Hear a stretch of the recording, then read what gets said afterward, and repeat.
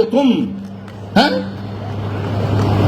अरे मूर्खो, संस्कार किसने दिया भारत को? ब्राह्मण ने। संस्कृति किसने दी? ब्राह्मण ने। शून्य किसने दिया? ब्राह्मण ने। दशमलव किसने दिया? ब्राह्मण ने। गणना किसने दी? ब्राह्मण ने। संस्कार किसने दिया? ब्राह्मण ने। तुम ब्राह्मण का कर्ज 1, 2, 100 साल नहीं, कई युगों तक भी अगर उतारना चाहो तो उतार नहीं सकते हो। लेकिन आज उन सबको बधाई देता हूं, और जिन लोगों ने ब्राह्मण होते हुए इनको सहयोग नहीं दिया, उनके लिए भगवान से प्रार्थना करता हूं कि उन्हें सद्बुद्धि दे कि वो अगले कार्यक्रमों में सहयोग दें। कि अगर तुम देश से जातिवाद को मिटाना चाहते हो तो ब्राह्मण को जातिवादी कहने की हिमाकत मत करो। अगर ब्राह्मण जातिवादी होता तो पूजा रावण की करता, मर्यादा पुरुषोत्तम भगवान राम की ना करता। अगर ब्राह्मण जातिवादी होता तो रत्नाकर वाल्मीकि को महर्षि की उपाधि न देता। अगर ब्राह्मण जातिवादी होता तो संत शिरोमणि की उपाधि रविदास जी को ना देता। अगर ब्राह्मण जातिवादी होता तो कबीर के दोहे ना गाता। ऐसी बातें करते हैं वाहियात।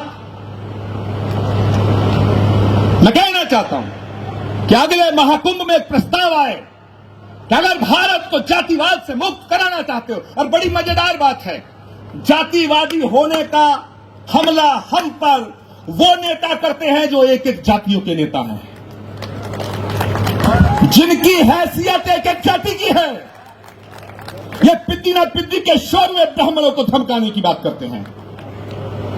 मैं कहना चाहता हूं कि अगले महाकुंभ में एक प्रस्ताव आना चाहिए, यदि भारतीय लोकतंत्र से, भारत की राजनीति से जातिवाद को मिटाना चाहते हो, और भारत के संविधान में बाबा साहब अम्बेडकर ने यह व्यवस्था दी है, यह हमारा प्रेम्बल है कि भारत के अंदर धर्म, जाति और लिंग के आधार पर कोई भेदभाव नहीं होगा।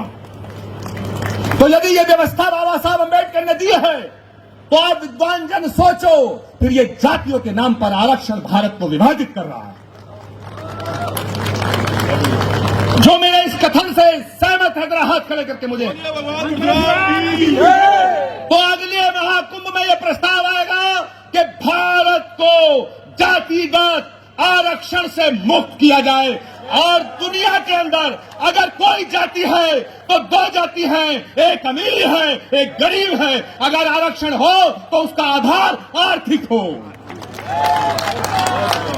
इन्हीं 7 चीफ मिनिस्टर, 6 चीफ मिनिस्टर, आज पूरब से पश्चिम, उत्तर से दक्षिण हम देखते हैं, हमें नजर कोई आता ही नहीं। और इक्का दुक्का अगर कोई नजर आता तो वो कर्मकांड से ब्राह्मण नहीं लगता, व्यवहार से ब्राह्मण नहीं लगता, आचार विचार से ब्राह्मण नहीं लगता। मैं आज इस मंच से निवेदन करना चाहता हूं मेरे दोस्तों कि यदि ये यात्रा, और मैं इसमें यतीन्द्रानंद जी का भी साथ चाहूंगा, क्योंकि यतीन्द्रानंद जी एक बहुत ही सिद्ध संत हैं, लेकिन भारत की सत्ताधारी राष्ट्रीय पार्टी के साथ हैं। मैं कल की पीठाधीश्वर के रूप में सेवा में हूं, लेकिन मैं भारत की विपक्ष की पार्टी के साथ हूं, मगर ब्राह्मणों के हित में हमारे दोनों के बीच में कोई मतभेद नहीं है। आप फैसला करिए। मैंने तो कर लिया।